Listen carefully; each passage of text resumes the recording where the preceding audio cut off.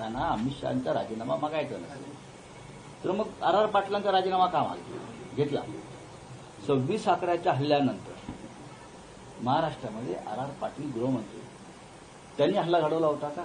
नाही, पाकिस्तानने केलेला हल्ला होता. शिवराज पाटलांना आपण एका बॉम्बस्फोटाच्या प्रकरणात का आपण त्यांचा राजीनामा घेतला? सगळ्या हल्ल्या दहशतवादी हल्ला. विलासराव देशमुखांचा राजीनामा का घेतला? एक साधा ही परंपरा आहे. देशात जबाबदारी घेतली पाहिजे. केंद्र सरकारने जातीनिहाय जनगणनेचा मुद्दा पुढे आणला. ह्याच्यावरचं लक्ष, युद्धावरचं लक्ष. आम्ही युद्धाची मागणी करतोय ना. जनतेला वाटतं मोदी घुसणार पाकिस्तानमध्ये स्वतःच, कारण त्यांनी बांगलादेशच्या युद्धात भाग घेतला. लोकांना असं वाटतं की स्वतःच ते नेतृत्व करतील सैन्याचं आणि जातील, कारण 56 इंचाची छाती आहे.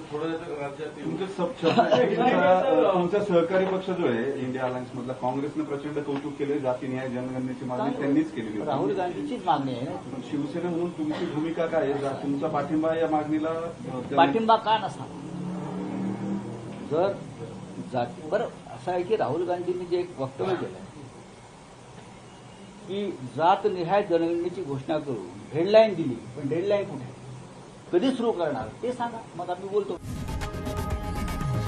लोकशाही मराठी ऐका, पहा, जागरूक रहा.